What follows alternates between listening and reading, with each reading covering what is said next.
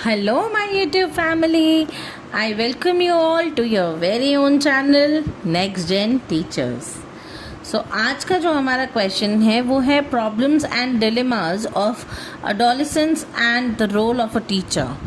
अब अडोलेसेंस यानी कि किशोर अवस्था, चाइल्डहुड और अडल्टहुड के बीच की जो अवस्था होती है उसे हम अडोलेसेंस कहते हैं, किशोर अवस्था कहते हैं. इस अवस्था के अंदर बच्चों को बहुत सारी प्रॉब्लम्स होती हैं, फेस करनी पड़ती हैं जो, और उनको बहुत सारे डिलेमास होते हैं अपनी आइडेंटिटी को लेकर के. अब इन चीज़ों को जो लेकर प्रॉब्लम बच्चों को होती है उनके लिए टीचर कैसे उनकी मदद कर सकती है और टीचर का क्या रोल होना चाहिए इसमें, इस क्वेश्चन में हम आज पढ़ेंगे.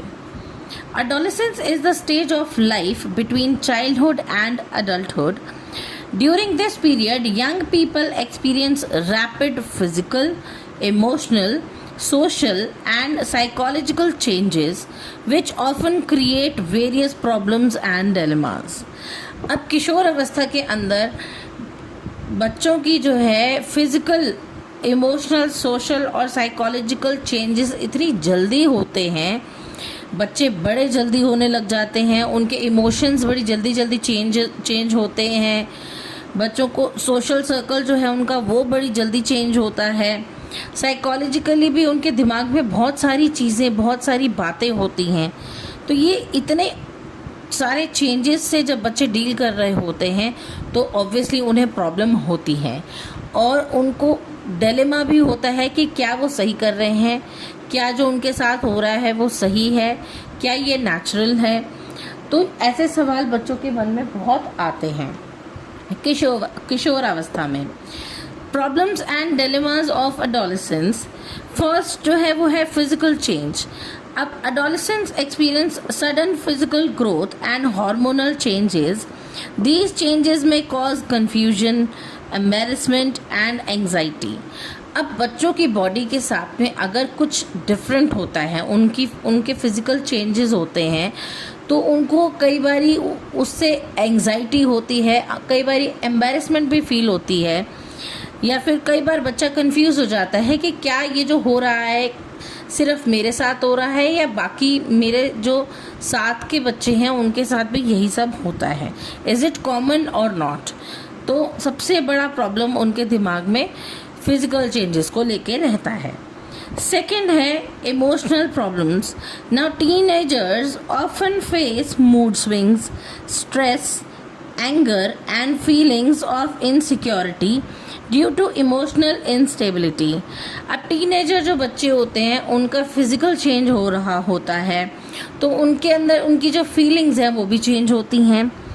वो इन बातों को सोच सोच के स्ट्रेस में भी आते हैं, उनके मूड स्विंग्स बड़े सारे होते हैं, कहीं ना कहीं वो अपने लुक्स को लेके थोड़ा बहुत इनसिक्योर भी होना शुरू हो जाते हैं. तो ये सारी चीज़ें जो हैं उनकी इमोशनल इंस्टेबिलिटी को दर्शाती है. नेक्स्ट है आइडेंटिटी क्राइसिस. सबसे ज़रूरी चीज़, जब किसी बच्चे को यही समझना आए कि अभी वो बच्चा है या वो बड़ा हो चुका है, तो ऐसी अवस्था में बच्चों को आइडेंटिटी क्राइसिस होते हैं. Adolescents try to understand who they are and what they want to become, which may lead to confusion and self-doubt. अब ऐसी अवस्था में एडोलेसेंट्स में बच्चे सोचते हैं कि वो आखिरकार हैं कौन और वो आगे बड़े होकर के क्या बनेंगे, क्या बनना चाहेंगे. तो ये उनके अंदर बड़ी कन्फ्यूजन रहती है और एक सेल्फ डाउट भी उनके अंदर रहता है. Peer pressure. Young people may feel pressure to follow their friends' behavior, which can sometimes lead to risky actions. अब ऐसी अवस्था में बच्चे एक दूसरे को देख करके बहुत सारी चीज़ें सीखते हैं. अब उनके ऊपर बड़ा प्रेशर होता है कि अगर क्लास के अंदर एक बच्चा फर्स्ट आ रहा है तो सभी को फर्स्ट आना है, which is not possible technically, but still everybody wants to be on the same page at this point, which leads to a peer pressure to every young child. Academic stress. Students may face pressure to perform well in studies and examinations causing anxiety and fear of failure. अब छोटे बच्चे क्या होता है, छोटे बच्चे अगर fail हो गए तो उनको क्या होगा ज़्यादा से ज़्यादा कि कोई बात नहीं, एक बारी क्लास रिपीट करा देंगे या उनको थोड़ी हेल्प कर देंगे तो वो पास हो जाएंगे। तो छोटे बच्चों को जो है ये चीज़ ज़्यादा सोचनी नहीं पड़ती। लेकिन हाँ, अडल्ट के अंदर जो है बच्चों को थोड़ा बहुत फील होता है, लेकिन वो भी ये चीज़ें निगलेक्ट कर देते हैं। बट अडोलेसेंस एक ऐसी एज है जहाँ पर बच्चों को डर लगता है कि कहीं हमारी को जो है हमारे पेरेंट्स हमारी क्लास रिपीट ना करवा दें, या हम फेल हो गए तो हमारे जो साथ के बच्चे हैं वो हमारा मजाक उड़ाएंगे, या मुझे अगर अपने से छोटे बच्चों के साथ में बैठना पड़े तो मेरे ऊपर क्या जो है असर पड़ेगा, उनका फिजिकल मेंटल जो है स्ट्रेस उनके ऊपर बढ़ना शुरू हो जाता है। तो एक फियर ऑफ फेलियर जो है इस एज में बच्चों को होता है कि अगर मैं कुछ करना चाहता हूँ या चाहती हूँ, अगर मैं उसमें सक्सेसफुल नहीं हुई तो मुझे आगे चल के प्रॉब्लम होगी। ये फियर ऑफ फेलियर और एंग्जाइटी बच्चों को इस एज में होती है। नेक्स्ट है conflict with parents and teachers.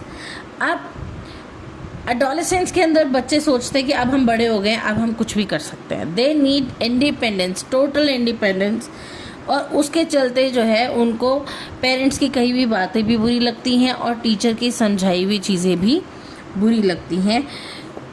Now, adolescents often desire independence, which may create misunderstandings and conflicts with adults.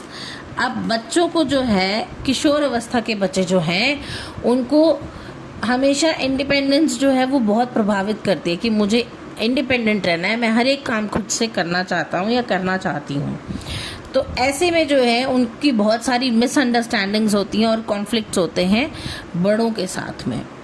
Next है social and moral confusion. They may struggle with making correct decisions and understanding values. अब ऐसी as में बच्चों को ऐसा लगता है कि वो जो भी सोच रहे हैं वो बिल्कुल सही सोच रहे हैं। ऐसे में वो सोचते हैं कि हम जो डिसीजन ले रहे हैं वो बिल्कुल सही है, जबकि ऐसा नहीं होता। उनको भी गाइडेंस की प्रॉपर ज़रूरत पड़ती है इस एज में, क्योंकि उनको करेक्ट डिसीजन लेने में और वैल्यूज़ को समझने में समय लगता है। The role of a teacher. अब इतनी सारी प्रॉब्लम्स के लिए टीचर जो है वो कैसे हेल्प कर सकती है वो देखते हैं। Provide guidance and counselling. Teacher को जो है बच्चों को प्रॉपर गाइडेंस देनी चाहिए और काउंसिल करना चाहिए बच्चों को, ताकि बच्चों की प्रॉब्लम्स सुन के उनको इमोशनली सपोर्ट करना चाहिए। टीचर्स को अच्छी प्रॉपर एडवाइस बच्चों को देनी चाहिए ताकि बच्चे जो हैं अपने आइडेंटिटी क्राइसिस से बाहर आ पाएँ।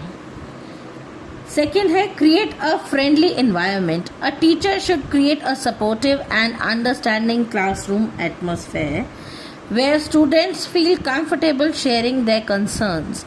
अब टीचर को जो है अपनी क्लासरूम का एनवायरनमेंट बिल्कुल फ्रेंडली रखना चाहिए, सपोर्टिव रखना चाहिए, अंडरस्टैंडिंग रखना चाहिए, ताकि किसी भी बच्चे के मन में अगर कोई क्वेश्चन आता है, कोई बात आती है, तो उसे बोलने से पहले झिझके ना, कॉन्फिडेंट फील करे अपनी बात को रखने में।